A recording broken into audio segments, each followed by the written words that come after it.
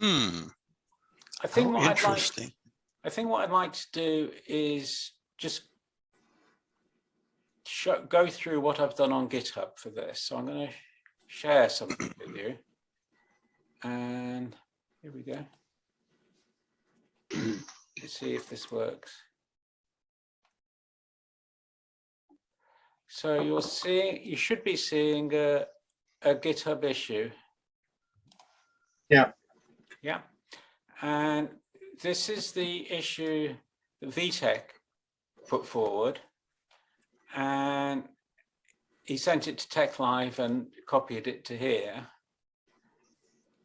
And this is quite interesting, which is he says that the reproducible aspect of portable tech documents is solved by Docker. I'll explain for Steve later what Docker is. But here, there's this awfully long command line with this awfully long number there. Do you see the SHA-256 number? Yes. That is a digital fingerprint.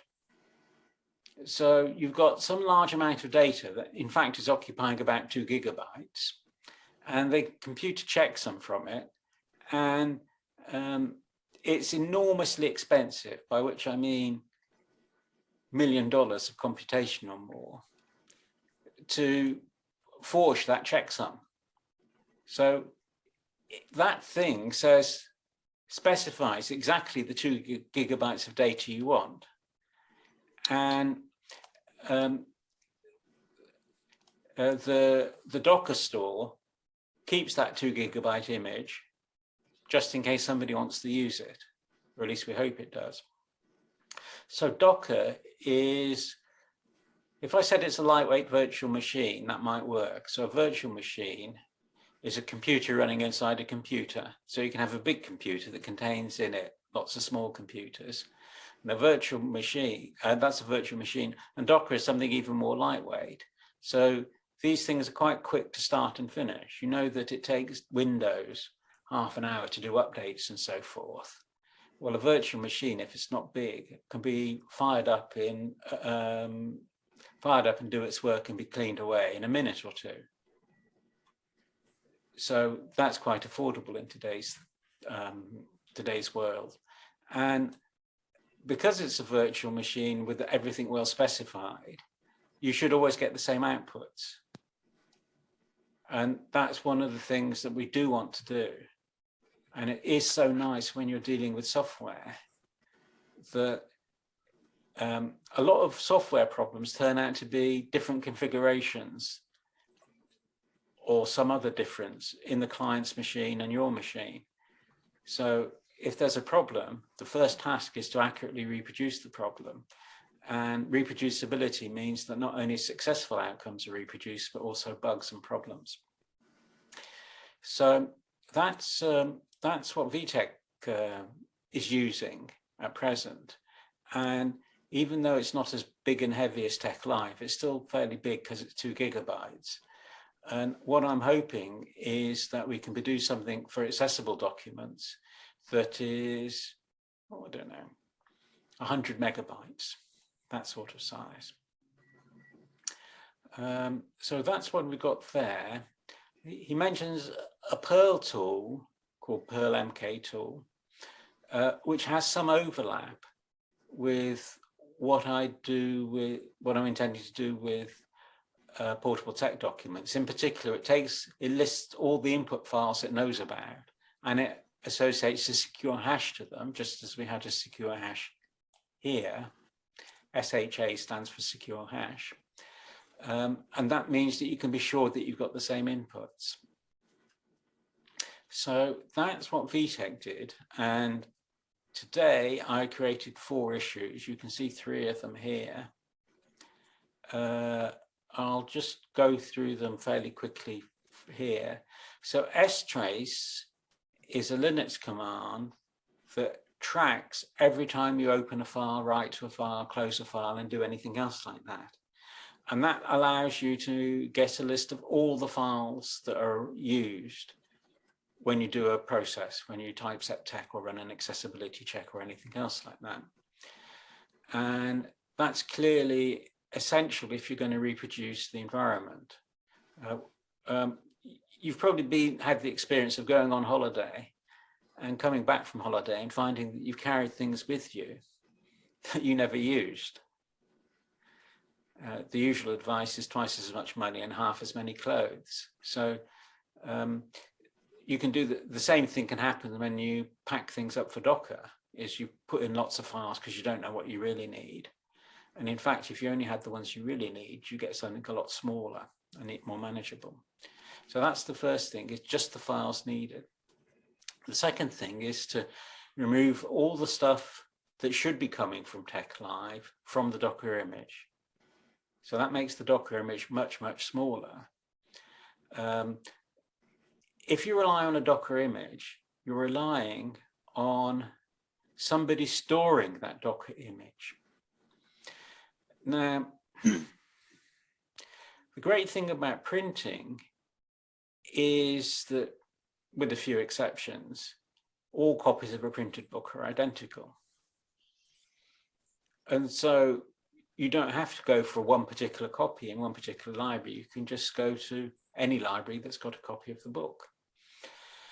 Now, if you've got lots and lots of printed books and they're all almost the same, that's a lot of things you've got to store, and things are going to get lost. So the idea is that the Docker image should have the things that are specific to Docker, and the fonts and the style files and so forth should be stored in a separate library that the tech community has a special responsibility for. So it's a bit like sort of having a Library of Congress that's got one copy of everything, and you rely on that, except you also have multiple copies as well. But it greatly reduces the storage and retrieval needs. And the great thing about files is they're quite cheap to copy, they're quite cheap to send. So that's something that will make things run quicker, more efficiently.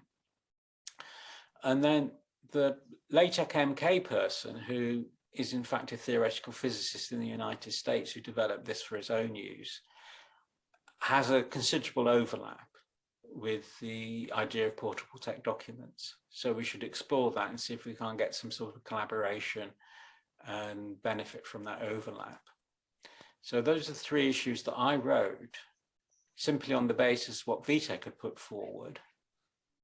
So I read what VTech had put in. I thought, well, how does this relate? How does this give me some guidance? And I read what VTech did as a user story. This is something that users do, and I treat it as done when it's been incorporated as in the doc. So every issue should, at some point, have a definition of done. So let me move on to the other issues. Well, there's one more.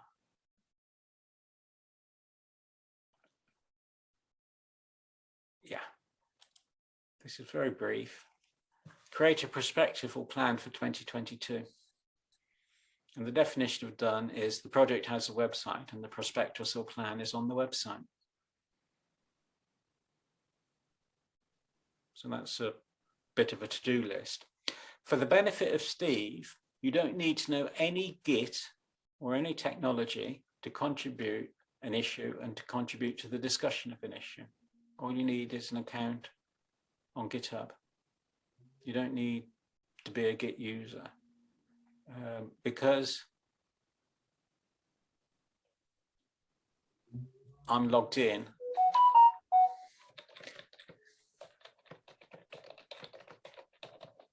I can do this.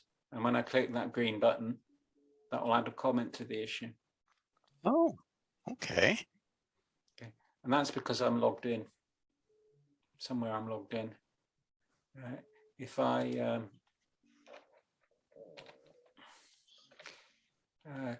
I weren't logged in, then I wouldn't be able to do that. And so it's very easy to participate. And in some ways, it's more focused than email because here's the thread, and it has nice features as well. So you see this this thing, if we look at here, this list here was created automatically. When I created this issue, oh, sorry, what's happened here? Sorry.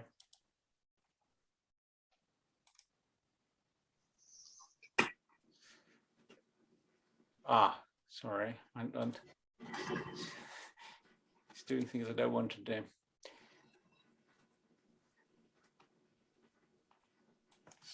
If I put #3 here, I'll put #6. And if I preview that, it gives me a link to that issue. And so it allows you to create a hyperlinked issue.